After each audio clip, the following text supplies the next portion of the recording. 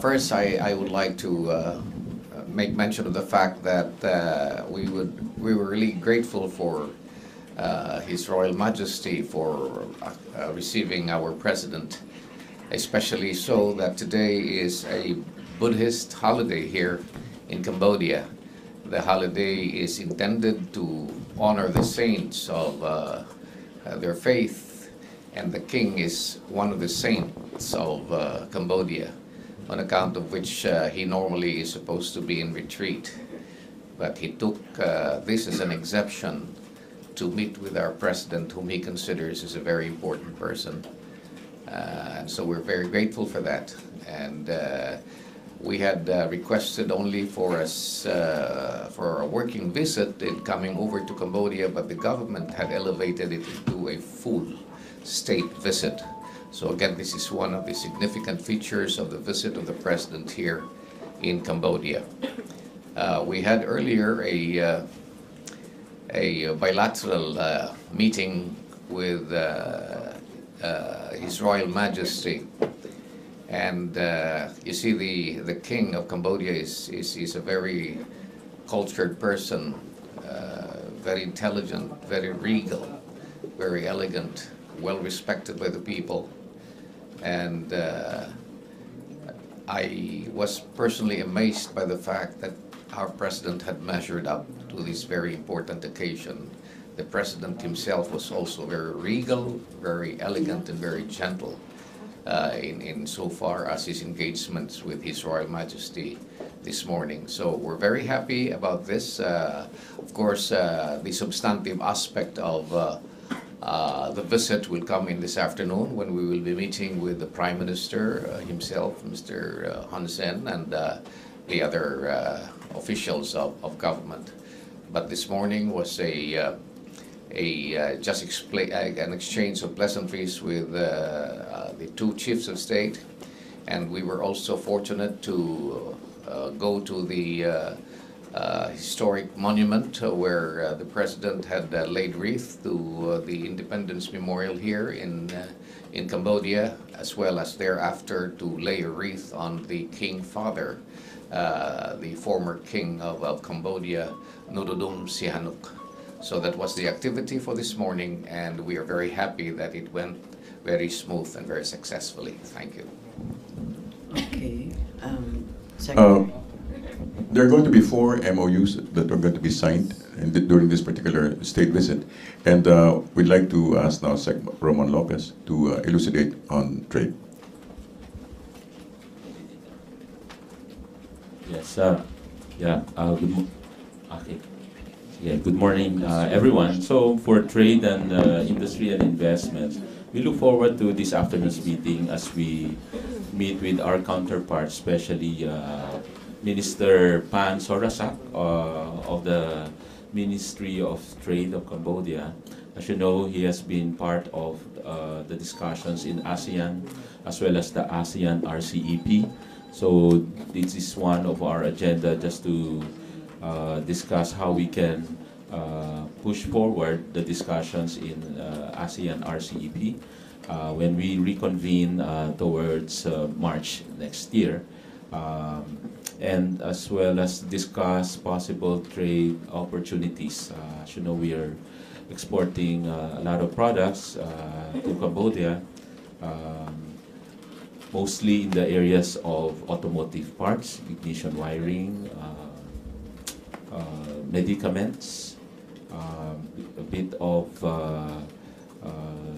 apparel, and then other products that we import as well from Cambodia would be products where they're also good at. Apparently they are good, of course, as well as in garments, and other personal care products. We also import from them some semiconductor inputs, no? Yes, as inputs to semiconductors that we re-export. So these are offhand some activities and trade products that we shall continue to explore to enhance trading with Cambodia. In terms of investments, as you may know, there are a couple of Filipino companies already operating in Cambodia, trying to take advantage of the growth prospects in Cambodia. So we have companies like San Miguel, BYY, Davis Spades, and other Filipino companies. I think Penshop is also here. So we can see Filipino brands also expanding in this part of the world, and more so taking advantage as well of the free trade agreement that we have within ASEAN. And of course, you know, Cambodia is part of the ASEAN 10. A lot of opportunities, I guess, both ways. Filipino companies expanding to the Cambodian market, as well as our intention to invite them to invest also in the Philippines. In this case, Cambodia, we met some, and we will be meeting some business chambers this afternoon. There will be some business calls this afternoon, both from Cambodian investors looking for opportunities for investments in the Philippines, and as well as Filipino companies based here in Cambodia. So at the same time, looking at Cambodian businessmen investing in the Philippines. They are usually interested in the areas of tourism projects, resorts, finance. So there are financing companies also operating in the Philippines. So that's it for now. We'll be reporting back later on the outcome of the discussion with the private sector. Thank you. Thank you, Secmon. Another MOU will be regarding tourism, and we'd like Sec1 to just give us a few pointers regarding that. We'll focus on air connectivity. We would like to have a direct flight from Phnom Penh to the Philippines, because right now we don't have one.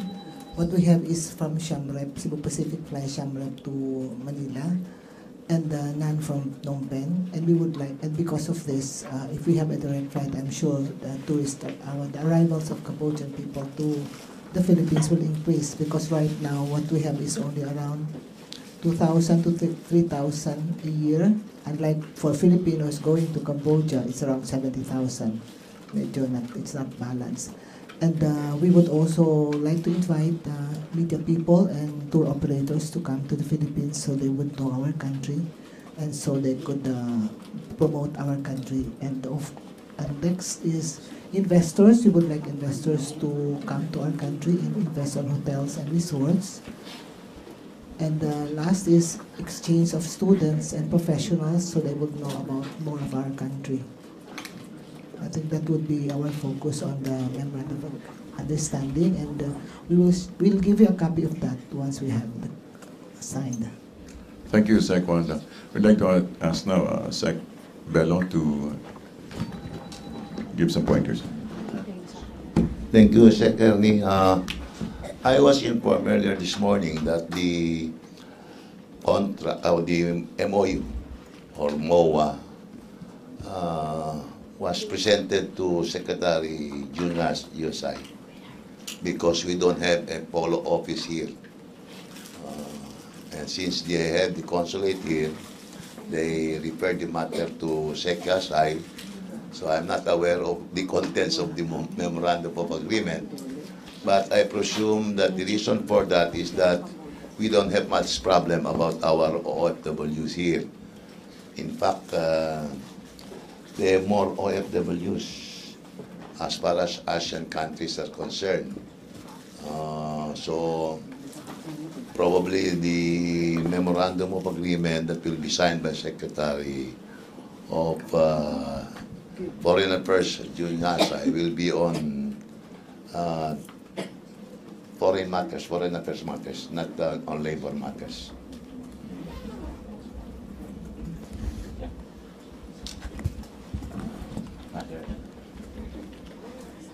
Yeah, it's worthy to know. Naalala ko lang that the OFWs here are looked up to. I mean, we're proud to say that the Filipinos here are more of the professionals, engineers, architects, teachers, and we've been hearing feedback that they are well loved, liked here and in Cambodia, because they're really part of the human capital development as well as business services that they provide to Cambodian economy. In that regard, also, we consider that as one export bright spot. In other words, providing professional services to Cambodian businesses, no? That likes of what we mentioned: construction, engineering, architecture. When it comes to products, I might have to add also, apparently we have good potentials for cosmetic products as well.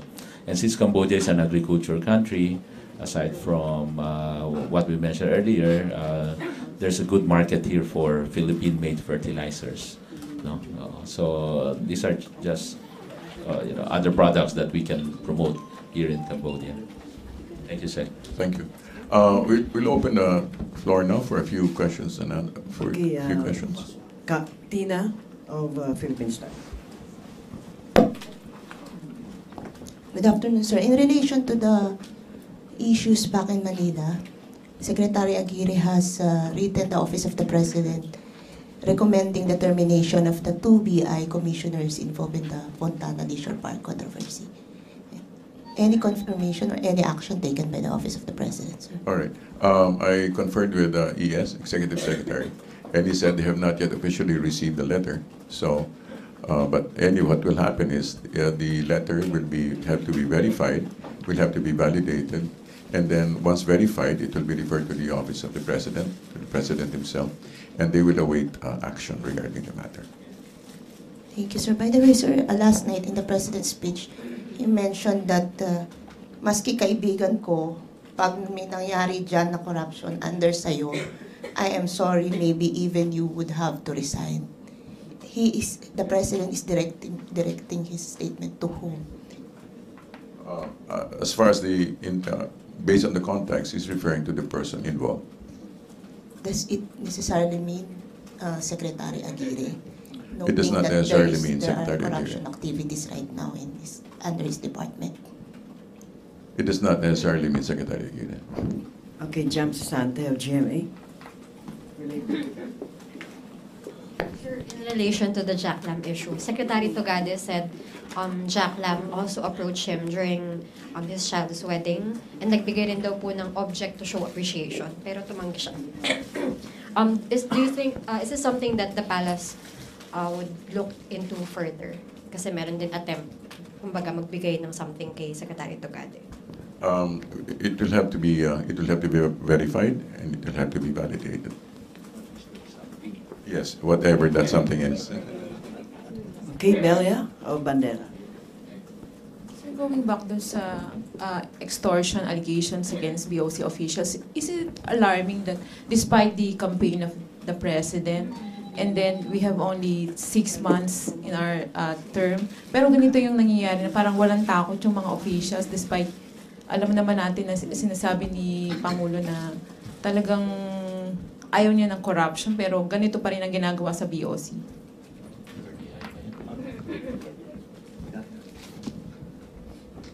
Well, first, we have to give them the benefit of the doubt. No, we have to find out the veracity of the allegation on extortion. Now, as you said, if it is true that they were involved in extortion, I think the only honorable thing for them to do is to leave their office to save the president the burden of dismissing them. But having said that, you know for a fact that the crusade of the president is anti-corruption. So it's not a guarantee, no? Kasi the very reason why the president has gone into this crusade is because of the reality that corruption pervades the government, especially before he came in. Kaya niya diniin yung kampanya niya against corruption. Pero siyempre hindi mo rin maalis na nandiyan pa rin, and probably they're trying the patience of the president, pero doon sila nagkakamali. And then sir, kasi parang napaka nung ginagawa nila sir, after na may mahuli, tapos i-present pa nila, inamin nila, tapos, di ba kung hindi ka ba mahuhuli, hindi mo pa aaminin na merong extortion or merong ka tinanggap na money? Parang, di ba, ano yun, naglululokan ba tayo? Di ba parang ganun, sir? Well, you have to understand their position because, it's not only a question of losing their job. It might also mean losing their liberty. So they have to put up already their defense. At this stage, dinalabas nila yung depensa nila. So normal lang yung nagagawin nila yan. Especially if they're assisted by lawyers. And especially if they're lawyers themselves. Last question from Lyla. Okay, other matters? Okay, Jem? Sir, just about the President's health, can we get a clarification lang po on how serious his injury or spinal issue is? Kasi some health experts are saying na yung fentanyl na pinatake kay President, it's only prescribed to people na medyo matindi yung problema dun sa spine. Gano'n po ba talaga kaseryoso? Ako, I'm not a doctor, no? Pero if the President is doing what he is doing, mahirap tanggapin kung ganitong edad namin dalawa. Yung nagagawa niya, hindi nagagawa ng somebody who is sick. So he must be in his peak of his health. Kasi ako, nahirapan nga ako, labor lang ang hawak ko. Sa kanya, buong bureaucracy hawak niya. And if you only saw him how he worked last, when was that? The day before we left. He worked the whole day. I think that was 26 hours. Continuous, non-stop. And talking about problems, facing challenges. I don't think the President has any illness or any illness of concern.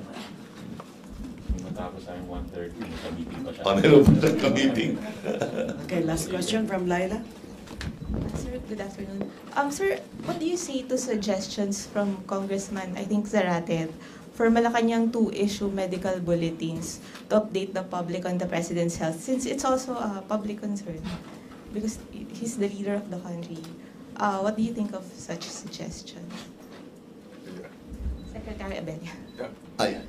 And Secretary Abelio. I don't think it's that necessary, no?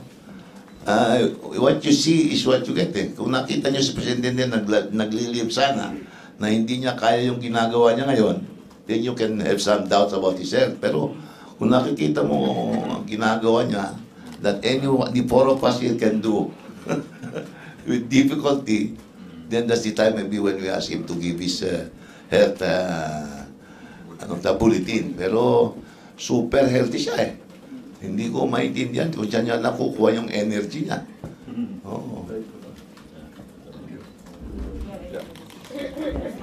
Based on results, he's doing very, very well. Like the Secretary was saying earlier, that the night before we left, he was up, and we started our briefing at about 12 midnight, and finished about 1:30, and he was still going. So based on results, he's doing very well. And whatever pains and he's experiencing is basically, as the doctors would say, basically wear and tear. It's part of the territory. So nothing to be afraid about, nothing to be concerned about. He's doing fine. Secretary Abelio, sir, on another topic. Sir, how are the talks with the communist rebels? Are you going to meet before your scheduled meeting in January? Because Security Advisor Esperon mentioned something last night about a possible meeting before the ceasefire before your January meeting. Yeah, on the 26th up to 29, palagay ko tutuloy na lang hanggang New Year yun. Our ceasefire committee will meet with their ceasefire committee to arrive at a consensus on the definition of terms and conditions that will govern the proposed joint permanent ceasefire.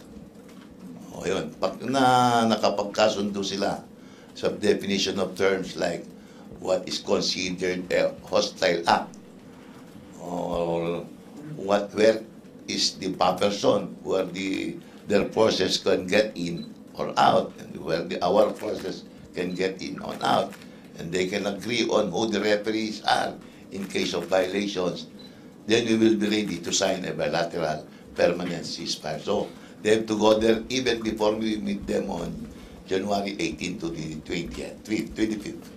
And by January, you're expected to sign the bilateral if the December talks go as planned.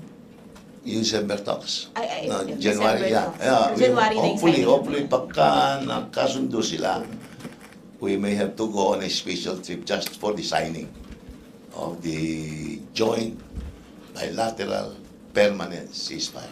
I'm emphasizing yung permanent because it could result into the end of hostilities, which is one of the main objective of the peace process. January, sir, yung timing. Yung aming Joint bilateral. It could be before the next round of talks. Thank you so much, Secretary Bello, Secretary Lopez, and Secretary Wanda Teo, and of course, the spokesperson